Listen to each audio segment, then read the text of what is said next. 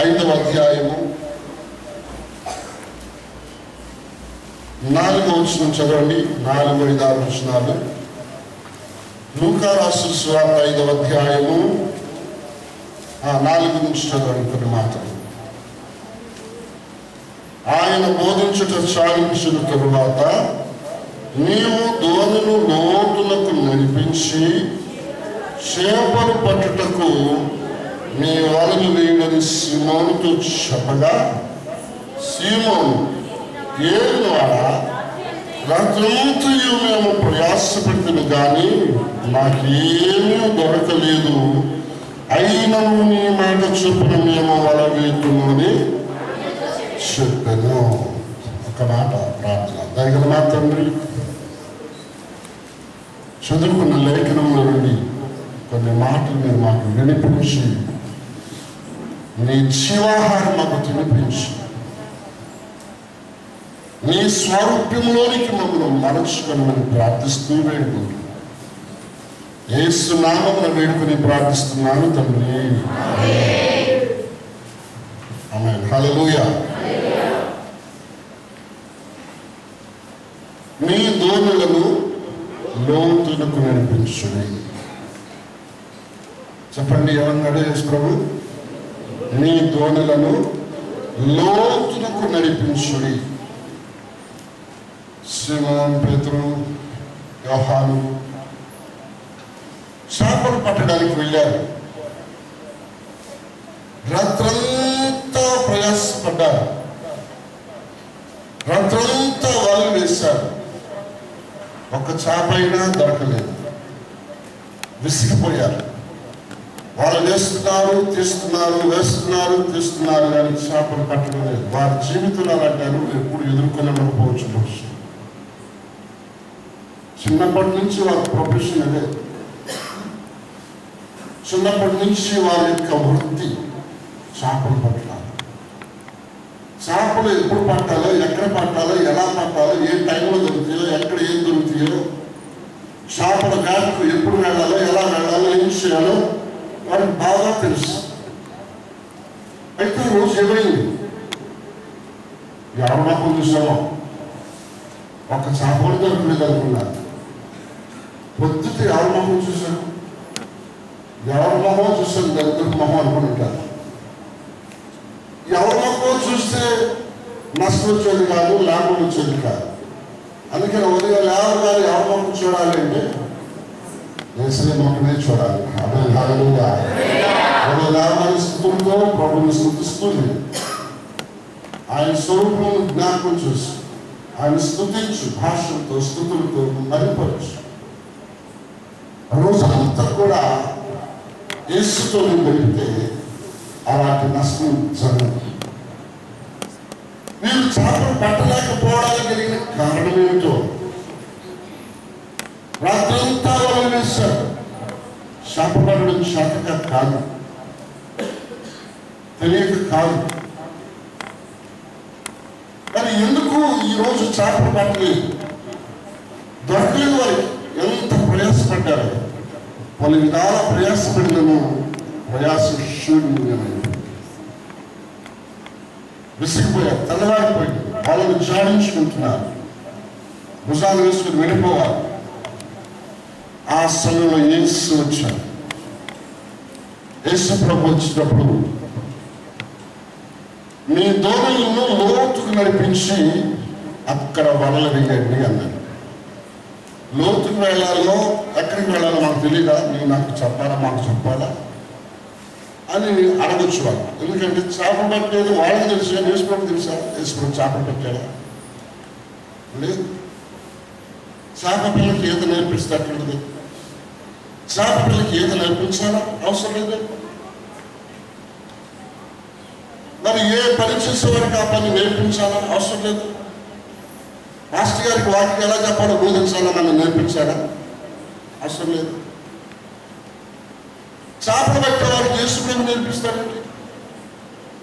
బోధ చేయడం నేర్పించు, వాళ్ళకి బోధ చేయడం రాదు, అది పర్వాలేదు. కానీ యేసు ప్రభు అంటున్నాడు, మీ దోణి లోతుకు నడిపించదు. ఏం లోతుకయ్యా? రాత్రంతా ప్రయాసపడ్డాను, అయినా ఒక్క చాప కూడా దొరకలేదు. రాత్రంతా శ్రమ పడినా రాలేదు ప్రభు జయము, రహదారులు వెదకినను రాదాయను ప్రతిఫలము.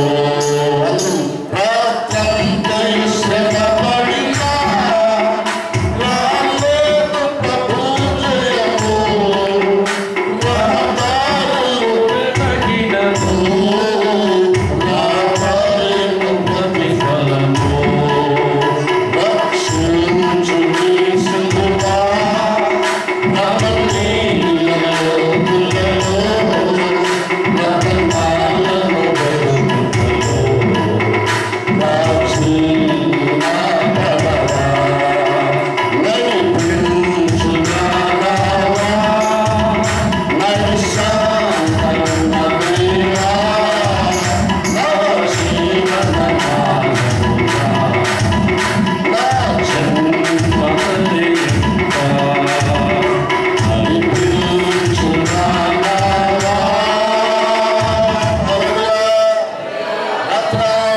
యేసువా నన్ను మాకేమీ దొరకలేదు.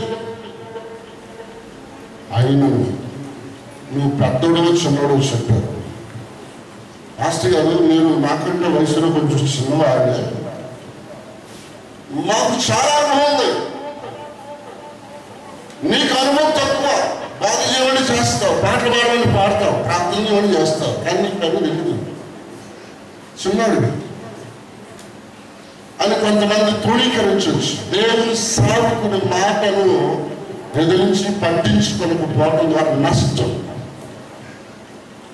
ఇక్కడ వీళ్ళు ఏం చేస్తున్నారంటే అయినను నీ మాట చొప్పున వాళ్ళు వేస్తాం. రాత్రంతా మనం చాలా ప్రయాసపడ్డాం. ఇప్పుడు నీ మాట కాదనుకున్నా నీకు చెప్పిన మాట నీ మాట ప్రకారం వెళ్తున్నాను. ఇప్పుడు దూరం వెళతా ఉన్నాయి లోతులోనికి. స్తోత్రం. ఇంతకుముందు లోతులోనికి వెళ్ళలేదు, ఒడ్డునే ఉండి చేపలు పట్టడానికి ప్రయత్నించారు, వారికి ఫలితం దక్కలేదు. ఇప్పుడు వారు దూరం లోతుకు ప్రయాణం అవుతున్న వెళ్తా ఉంది. స్తోత్రం. అదిగో నా బయలుదేరుచున్నది, అందులో యేసు ఉన్నాడు, నా నావలో క్రీస్తు ఉన్నాడు, అందులో యేసు ఉన్నాడు, నావలో క్రీస్తు ఉన్నాడు. దూరంలో దుక్కి వెళ్ళిపోతున్నాయి. అక్కడికి వెళ్ళి వలలు వేసి విస్తారమైన చేపలు పట్టగలిగారు. 2 దోణులు మునిగిన చేపలు. వారు లాగలేక వాళ్ళ వల్లగాక తమ పాలు వారిని పిలిచారు. ఇక్కడ చాలా మాటలు నేను ప్రసంగాన్ని వదిలేసి ముందుకు పరిగెడుతున్నాను.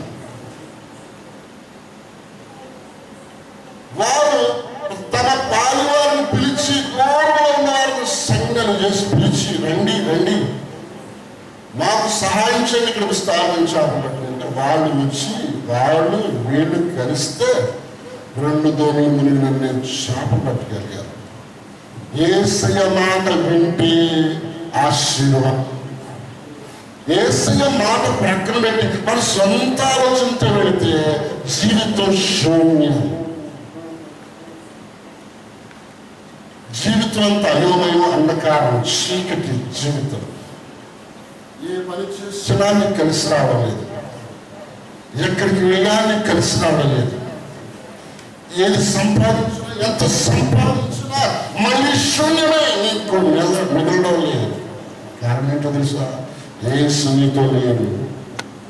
యేసయ్య నీతో ఉంటే, ఆయన మాటకు లోబడితే నష్టం కాదు, అపజయం కాదు, జయమే నిన్ను వరిస్తుంది, జయమే నీకు ఉంటుంది. స్తోత్రం. హల్లెలూయా. యేసయ్య నాకు అందుకే తోడుగా ఉన్నాను. హల్లెలూయా. నీ మాట చాలయ్యా, నీ చెంపు చాలయ్యా, నీ తోడు చాలయ్యా, నీ చాలయ్యా, నీ మాట చాలయ్యా, నీ చెంపు చాలయ్యా.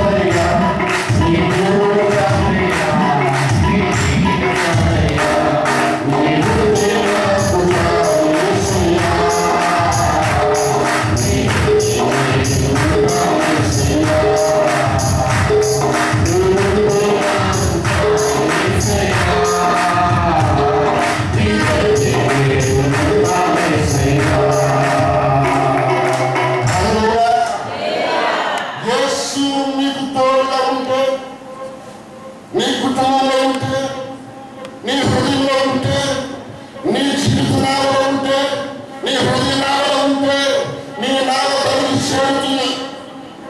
నీ నాలుగు యేసు ఉంటే విస్తారమైన చేపలు పట్టగలిగినట్లుగా విస్తారమైన దీవులు సంపాదించుకోగలుగుతావు. నీ జీవితం అభివృద్ధి స్థితిలో యేసు ప్రక్కన పెట్టేస్తే ఆయన వేరుగా కూడా నేను చేయను. ఈరోజు మనం ఒక మాట మనకు తెలుసుకోవాల్సింది ఏంటంటే, మన దోమలను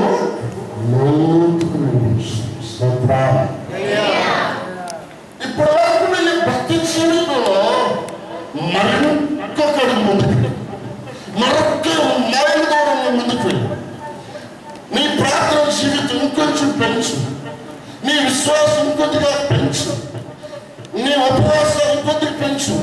ఇన్ని రోజులు 3 రోజులు ఉపవాసాలు ఉండగలిగేవాళ్ళు, ఇప్పుడు 6 రోజులు ఉండడానికి ప్రయత్నించు. 7 రోజులు ఉపవాసం చేయగలిగిన తర్వాత మరొకసారి 10 రోజులు ప్రారంభించు. 10 రోజులు ఉపవాస ప్రార్థన చేయగలిగిన వారు 21 రోజులు ప్రయత్నించి 21 రోజులు ఉపవాసం ప్రార్థన చేయగలిగిన వారు 40 రోజులు ఉపవాసం ఉండడానికి ప్రయత్నించారు.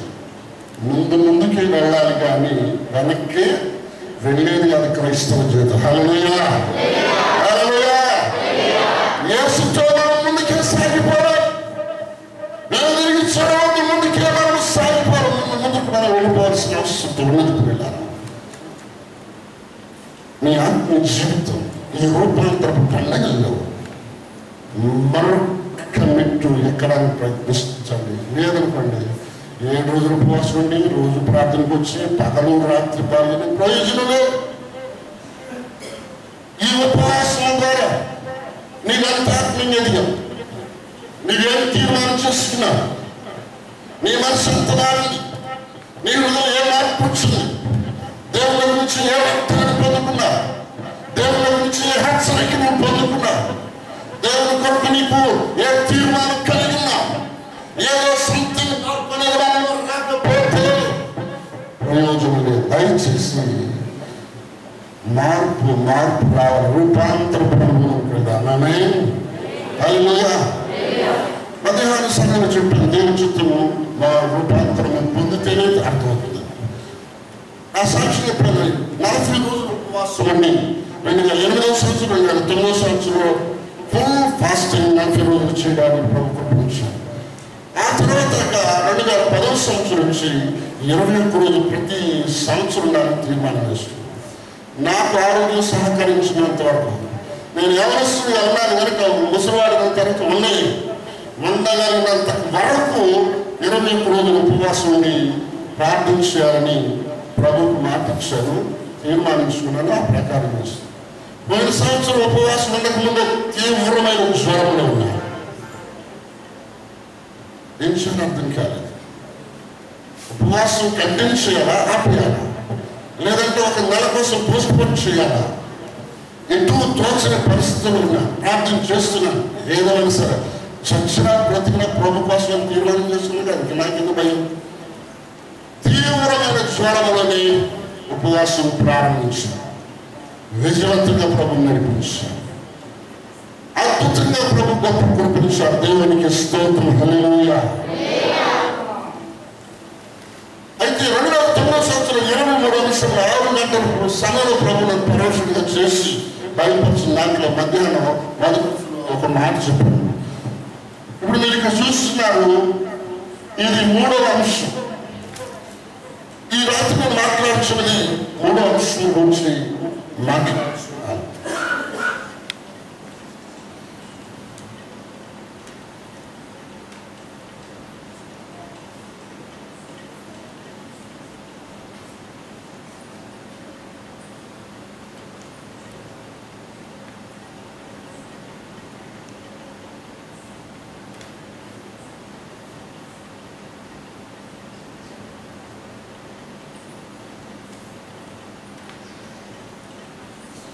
ఈ 23 అంశాల గురించి దేవుడి ఇచ్చిన గొప్ప పరలోకపు ప్రత్యక్షతలు. అతి ప్రాముఖ్యమైన ప్రార్థన అంశములు 23 ప్రార్థన అంశములు. ఒక్కరైతే అంత కొంచెం బాగుంటుంది. మరి సార్ దీని ఒక ప్రార్థన సరిపోతుంది.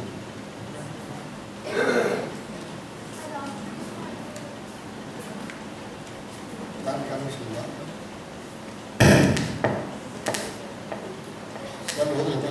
అందుబాటులో ఈ ప్రార్థనాంశంలో దేవుడు తన నీతిని బట్టి సంతోషం గలవాని ఉపదేశ క్రమం ఒకటి గణపరిచి గొప్ప చేశాడు. అది విషయ గ్రంథం 42వ అధ్యాయము 21వ వచనంలో ఆఫీసు కదా దాన్ని ఇస్తాను.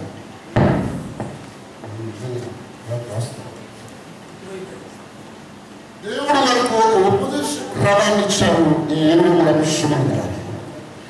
దానిలో ఈ మొదటి అంశం ఏంటంటే మీకు దాన్ని చూపిస్తాను. కొంచెం ఒక 5 నిమిషాలు ఆగాలని మీరు అనుకోవాలి.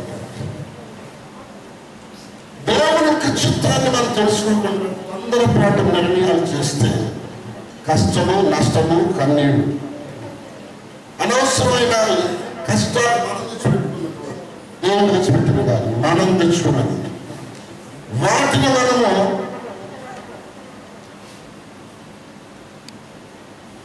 జయించాలంటే మనం లేకపోతే సమస్యలు పడ్డాం. మరి ఇప్పుడు బయటపడే మార్గం ఏంటంటే దేవునికి ప్రార్థన చేయాలి, దేవునికి మనం మొరపెట్టాలి. అప్పుడు దేవుడే మనకు సహాయం చేసేవాడు అవుతాడు. కాబట్టి ఈ మొదటి అంశంలో కట్టే విషయంలో దేవుని చిత్తమా కాదా అని ప్రార్థించి తెలుసుకోవాలనేది అందులో మొదటి అంశంలో ఉంటుంది. కాబట్టి కళ ద్వారా, దర్శనం ద్వారా ఆ ప్రకారముగా దేవుని యొక్క స్వరం వినడానికి, దేవుని చిత్తాన్ని తెలుసుకోవడానికి మనము ప్రయత్నించవలసిన వారిని మనమే దేవుని యొక్క వాక్యం నుండి మనం గమనించుతున్నాము. కాబట్టి దేవుడు మాతో మాట్లాడు, నీ చిత్తాన్ని నాకు బయలుపరచు అని మనము అడిగి తెలుసుకోవలసిన వారమైనా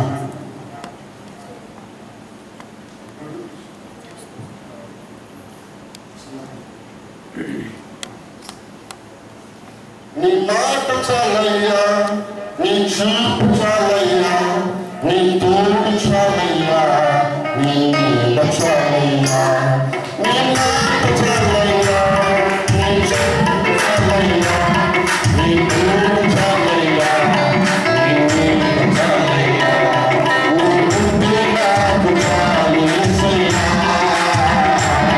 నీ బుద్ధి నాకు యేసయ్యా.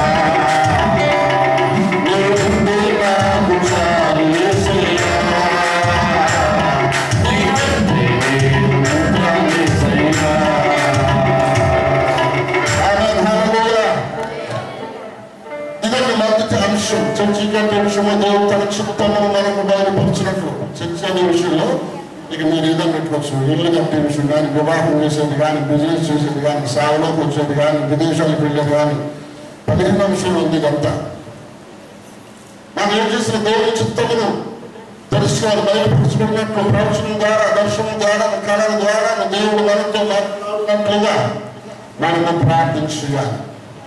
అసలు చర్చికుడు దేవుని చిత్తమా కాదా? ఎందుకంటే దేవుడు ఒకవేళ ఇంకా ఏదైనా గొప్ప ఉద్దేశం కలిగి ఉన్నాడో తొందరపడి నష్టపోకున్నట్లు దేవుని చిత్తం తెలుసుకున్నట్లు చర్చికుడు దేవుని చిత్తం అయితే దేవుడే కట్టించినట్టు ప్రార్థించాలి. అది చేయవలసిన ప్రార్థన. మనం వస్తువు వాహనాన్ని కూడా ప్రార్థన చేస్తాం. అది ఇది నేను ఊరికి జస్ట్ చూపిస్తున్నాను. అసలు అంశాలు వెళ్ళిపోతాయి. ఇవన్నీ మీకు ఐడియా ఉంటుందని దీన్ని గమనించాలంటే ఇంకోసారి ప్రభుత్వం అనుకున్న తెస్తే చెప్పచ్చు, లేకపోతే లేదు. చర్చి కట్టే విషయంలో దేవుడు తన చిత్తాన్ని బయలుపరచాలి. కీర్తన 143:10, కీర్తన 40:8 వచనంలో దావీదు అంటాడు, నీ చిత్తము చేయడం నాకు సంతోషం అంటాడు, నీ చిత్తము చేయడం నాకు నేర్పించు అంటాడు. మత్తయి 26:19 నీ చిత్తమే సిద్ధించును గాక అంటాడు. మన చిత్తం కాదు నెరవేరాల్సింది, అదంతా కూడా దేవుని చిత్తం గురించి మనం చూస్తుంటాం. కాబట్టి ఒక మందిరం కట్టబడాలంటే దేవుని యొక్క చిత్రం ఉందో కనిపెట్టి తెలుసుకోవాలి. అనేది. ఇక్కడ మనం గమనిస్తే మన తలంపులు లేవు, దేవుని తలంపులు. యెషయా 58:8-9 చూస్తే నీ తలంపుడు కంటే నా తలంపుడు, నీ మార్గముల కంటే నా మార్గములు చాలా ఉన్నతమైనవి అన్నమాట. కాబట్టి మన చిన్న మనసు దేవుని గొప్ప ఆలోచన.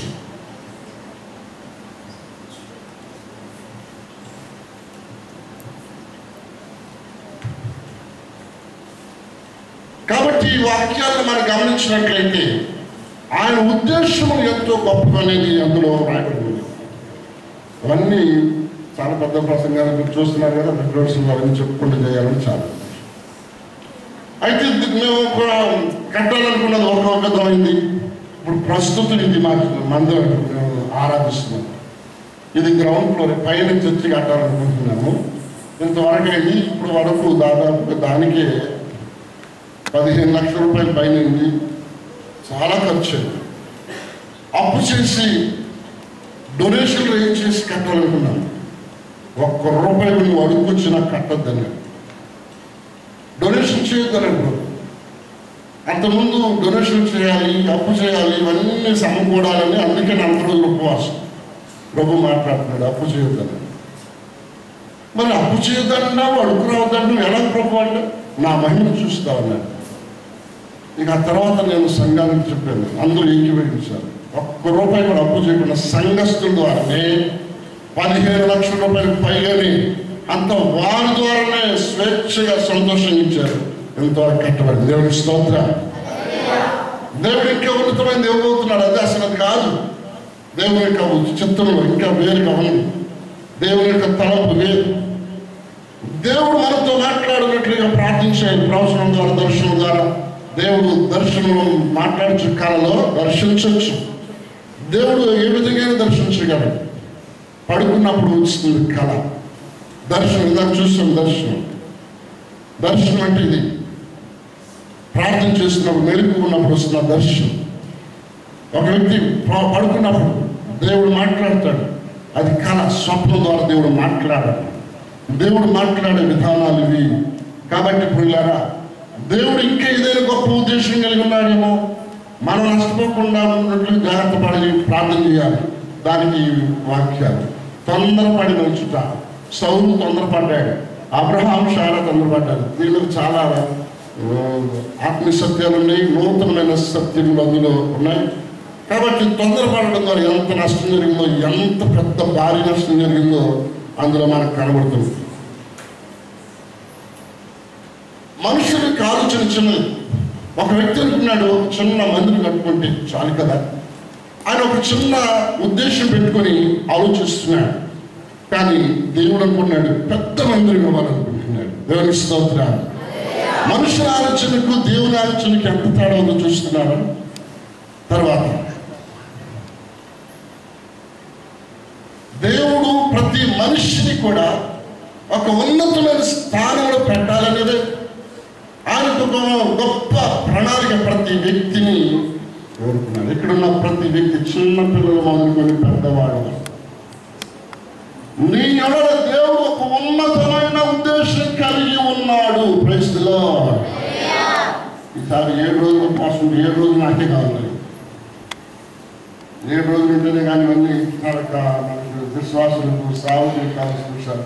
ప్రతి మాట అవసరమే అన్నమాట. దేవుని తీసివేయడం. కాబట్టి మన పట్ల దేవుడున్న ప్రాణానికి ఎంత గొప్పలో ఈ వాక్యాలు చదివి గ్రహిస్తే మనకు అర్థమవుతుంది. చిన్నపిల్లల మనసుకును తండ్రి మనసుకు ఎంత తేడా ఉంటుందో చూడండి. చిన్నవాడు చిన్న ఆలోచనతో ఉంటాడు, తండ్రి పెద్ద ఆలోచనతో ఉంటాడు. అలాగే మనం చిన్నవాడు, మన ఆలోచన లేదు, మన తండ్రి మహా పెద్దవాడు, ఆయన ఆలోచన చాలా పెద్దది. ఒక అబ్బాయి అనుకున్నాడు, ఒక చిన్న గుడిసుంటే బాగుంది కదా, చిన్న ఇల్లు అందులో నివసించింది కదా అని ఆలోచిస్తూ ఈ అబ్బాయి ఆలోచనలో పడుతున్నాడు ఒక చిన్న పాట కోసం. కానీ తండ్రి అనుకుంటున్నాడు, తండ్రి ఆలోచన అసలు ఒక పెద్ద ఇల్లు కట్టాలి, మంచి బిల్డింగ్ కట్టాలి, క్లియర్గా కనబడుతుంది. తండ్రి ఆలోచిస్తున్నాడు.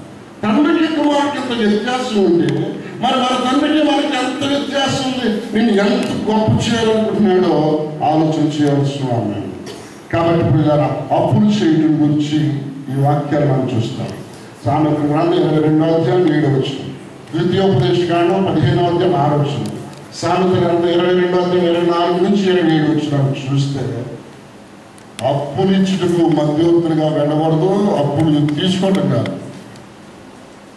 వాగ్దానాలు ఇష్టం నీవు దేవుని మాట జాగ్రత్తగా విని ఆయన గైకొని వెళ్ళాలా అని ఆశీర్వాదాలు చెప్తూ, ఆశీర్వాదాలు ఇష్టం ఏం చెప్పాడంటే నీవు అప్పు ఇస్తావు కానీ అప్పు అది ఆశీర్వాదం ఇష్టం. అదంతా అయిపోయిన తర్వాత నీవు దేవుని మాట వినకపోతే వచ్చే కష్టాలు నష్టాలు రోగాలంటే లిస్టు చెప్తూ అందులో చెప్తాడు, నీవు మాట వినకపోతే అప్పులు చేస్తావు కానీ ఇచ్చే స్థితిలో రాలేదు. ఆలోచించండి, అప్పు ఇచ్చే స్థితిలో ఉండాలి కానీ మనం తీసుకునే స్థితి కోరుకోవట్లేదు. దేవుడు అప్పులు పాలై, రోగాలు పాలై, సమస్యలు పాలై, బాధలు పాలై, నా పిల్లలు పాడిపోవాలి ఏడుస్తూ ఉండాలని నేను ఎప్పుడు అనుకోను. మీ పిల్లలు నాకు కావాలని ఎప్పుడు ఎవరైనా కోరుకున్నారా? ఎవరు కోరుకునే మరో తండ్రి ఎందుకు కోరుకుంటాడు? అప్పులు చేసి తిప్పులు పడి ఖాళీ చేయడం ఖాళీ, అమ్మగారు హ్యాపీగా ఉంది. ఆ తర్వాత చాలా నష్టం. అడుక్కొచ్చి మందిరం కట్టాలనుకున్నాను, అఫీషియల్ బెగ్గింగ్. అడుక్కునే దాంట్లో కూడా అఫీషియల్గా అడుక్కున్నాను. స్కూల్కి బుట్టేసుకొని, sir please give me some money, please help me, can you help. ఎంత చక్కగా అడుగుతున్నాడు చూడండి. అడుక్కునేవాడు అట్లా అడుగుతాడా? అమ్మ ₹1, ₹2 అడుగుతారు కానీ సార్ 100 రూపీస్ ఉంటాను సార్ అంటాడా? మేడం ₹100 ఇంటి ₹1000 నా దగ్గర లేదు, మీ మెడలో గొలుసుగా ఇచ్చే బంగారం గొలుసు అడుగుతున్నాడు. అట్లా అడుగుతుంటే ఇస్తాడు. ఒక్కటిదన్నీ పంపిస్తాను. నోర్ని పెదవాయి ఎవరండి వాళ్ళు బంగారు గొలుసులు బంగారు పుత్రాలు ధర్మం చేయండి బాబు అని అంటారు ఎవరైనా. ఇదిగోండి అడుక్కునే పద్ధతి. కాబట్టి మనం అడుక్కునేవారిగా ఉండాలని మన తండ్రి అన్నాడు, కోరుకోవడం లేదు. మనం ఉన్నతమైన స్థితిలో ఉండాలి, అదే మన తండ్రి యొక్క చిత్తమైనది. దేవునికి స్తోత్రం కలిగిన కాక. రెండవ అంశం, సంఘంలో పరిశుద్ధాత్ముడు బలముగా పనిచేయాలి. సంఘము ఆత్మీయత కలిగి ఉండాలి. సాతాను కార్యాలు కానీ లోకాశలు కానీ సంఘంలో రాకూడదు. అది దేవునికి ఉద్దేశమైనది. ఇదంతా సంఘం గురించి రెండవ అంశం. ఇప్పుడు మనం మూడో అంశంలోనికి మాత్రం వెళ్దాం. మూడు అంశాలను చూసినట్లయితే మనము పరిశుద్ధత కలిగి సంపూర్ణమగుట. ఎందుకంటే మనము బాగుగానే ఉన్నాము అనుకుంటాము కానీ మన నీతి క్రియలు దేవుని ఎదుట మురికి గొడ్డల వంటివి అని వాక్యంలో వ్రాయబడి ఉంది. కావున మన ఒడిదుడుకులు లోటుపాటులు సరిచేయబడినట్లు ప్రార్థించవలను. ప్రభువా, నేను బాగానే ఉన్నాను అనుకుంటున్నాను, నేను ఆత్మీయంగా ఉన్నాను అనుకుంటున్నాను, కానీ నా ఆత్మీయత ఎంత ఉందో, నా భక్తి ఎలా ఉందో, నా విశ్వాసం ఎలా ఉందో అంతా నీకే తెలుసు. నాలో ఏ లోటుపాట్లు ఏ లోపాలు నీకే తెలుసు. అందుకే నన్ను సరిచే ప్రభువా అని దేవుని దగ్గర మనం ప్రార్థన చేయవలసిన వారమైన పరిశుద్ధత కలిగి సంపూర్ణమవ్వాలి.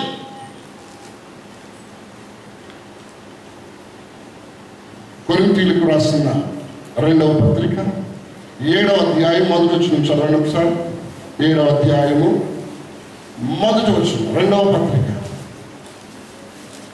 ఇక్కడ మీకు మిగిలిన రెఫరెన్స్ మీరు నోట్ చేసుకోండి. ఇవన్నీ చదివించడానికి టైం లేదు. ప్రాముఖ్యమైన మాటలు పక్కన చెప్పుకొని వెళ్ళిపోతున్నాను అంతే. ఈ వచ్చిన మాటలు చదవండి. మిగిలిన వాళ్ళు రాసుకున్న వాళ్ళు ఎవరికైనా ఉంటే ఈ రిఫరెన్స్ నోట్ చేసుకోండి. లేకపోతే చక్కగా దేవుడు మాట్లాడు. ఆ చదవండి తీసిన వాళ్ళు మనకి ఈ వాగ్దానంలో ఉన్నవి కనుక దేవుని భయముతో పరిశుద్ధతను, దేవుని భయముతో పరిశుద్ధ జీవితాన్ని, నీ పరిశుద్ధ హృదయాన్ని